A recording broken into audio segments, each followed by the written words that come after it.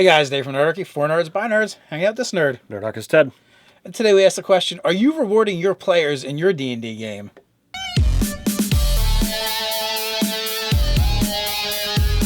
Jump down the description below where you can sign up for Nerdarchy the newsletter, get weekly gaming tips, as well as learn how to game with us. In an RPG, like Dungeons & Dragons and other games, the players are going to do the things you reward them to do.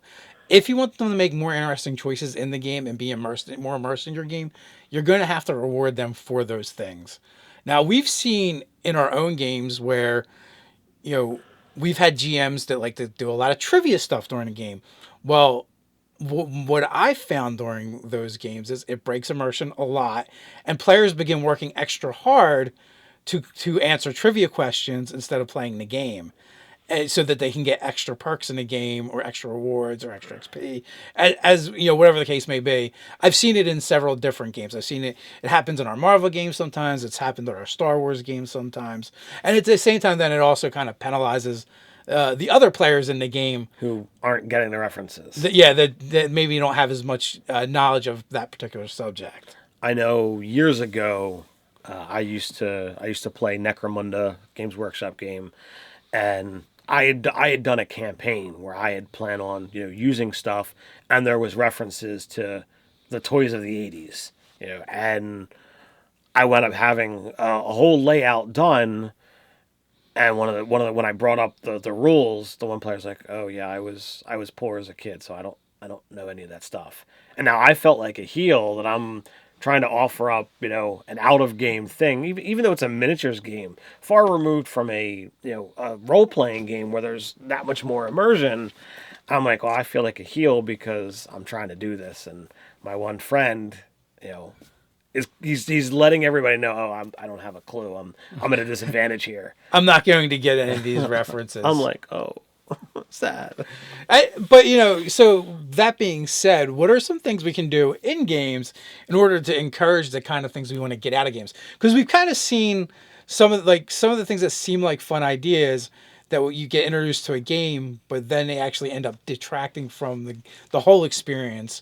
Because it seemed like a good idea at the time. As we said, you want to reward, for the choices that they make. So when they make an interesting idea, when they say like, "Oh, well, I want to do this," or suppose they put together their version of what they think the bad guys are doing.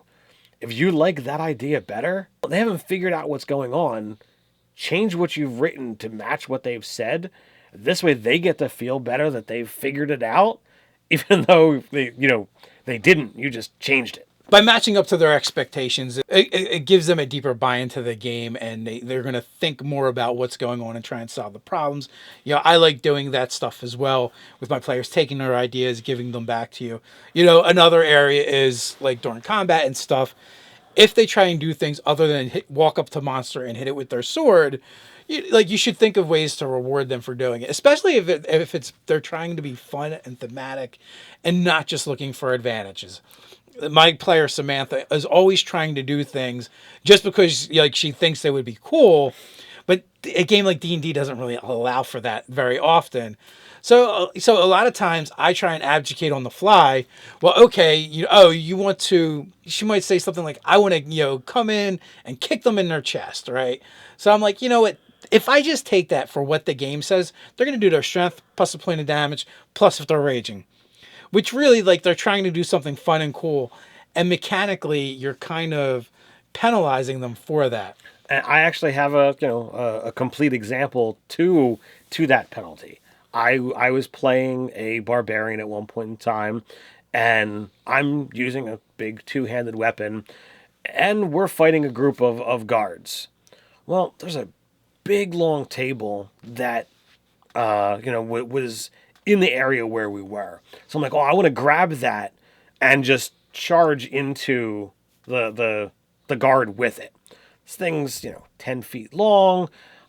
I'm thinking it should do a decent amount. Well, he did it as an improvised weapon, allowed me to roll a d4 plus my strength modifier, and I'm like, that was it. I could have just walked over and smacked him with my club.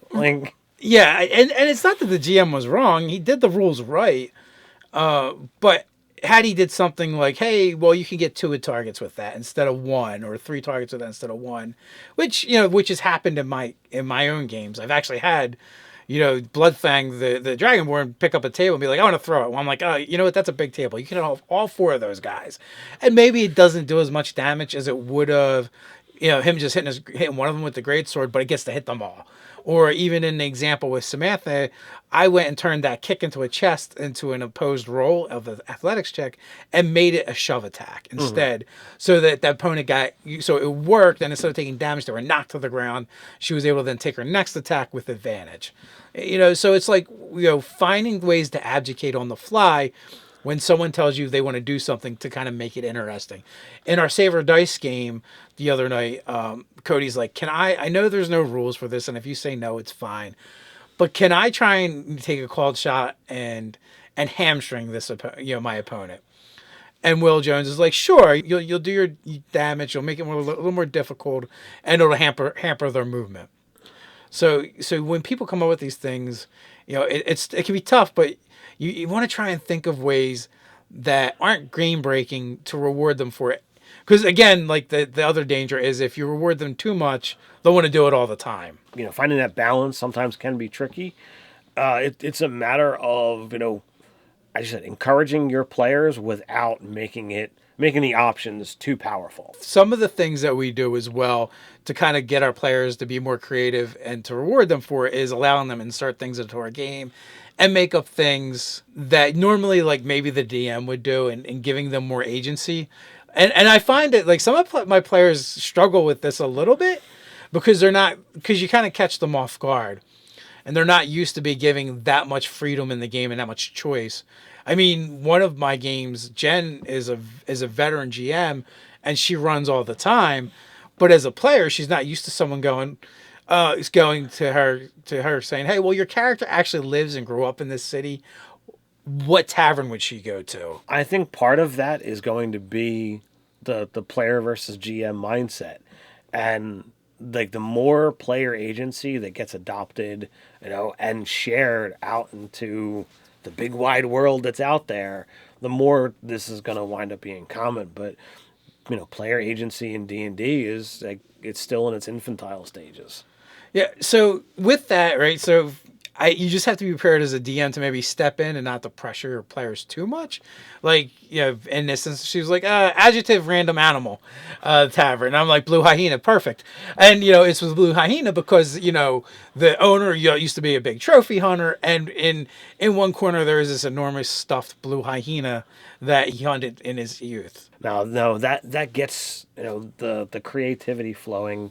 That gets the players, once you do it once, players begin getting into that mindset that, okay, every once in a while this is going to happen.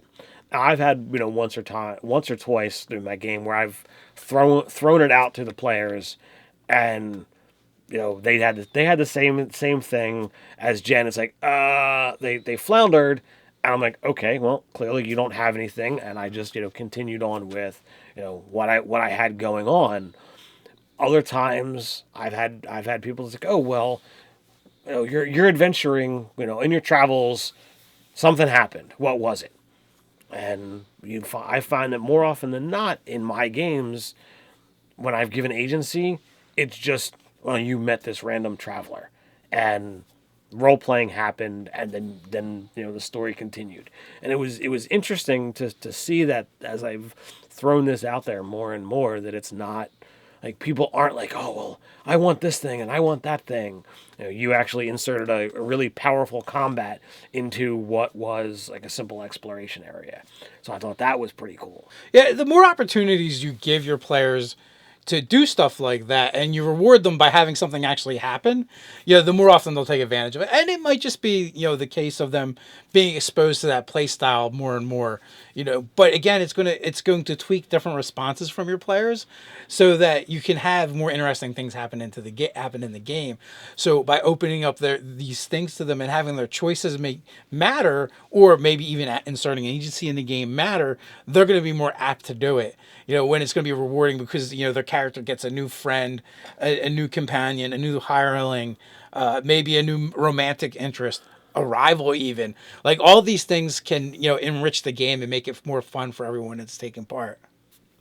Yeah, so you have story benefits that happen, through these NPCs. You have mechanical benefits that happen, through the combat maneuvers, whether it be, kicking the guy in the chest or smacking multiple people with a table. If you put forth these benefits through your players or your players interesting ideas, they will want to do it, more and more, and all of you will have a much better gaming experience. Another example from one of my own games is the Gobelos would perform at a certain establishment.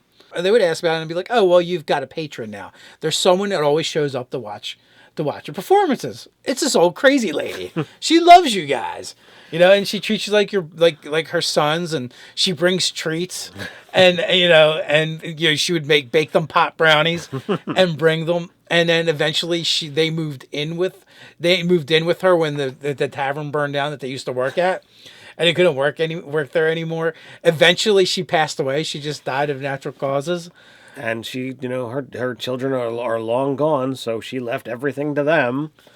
So in that case, like this role playing they had been doing, and in which they enjoyed and were having fun with the whole time, actually developed into a benefit in game for them as their characters' resources increased. So, what kind of interesting stories do you have when it comes to rewarding your players? Anything crazy happen in your games? There's a great place to share those stories. It's down in the comments below. While you're down there, don't forget to like, share, and subscribe. You can always patronize us in a good way over on Patreon. So until next time, Stay nerdy.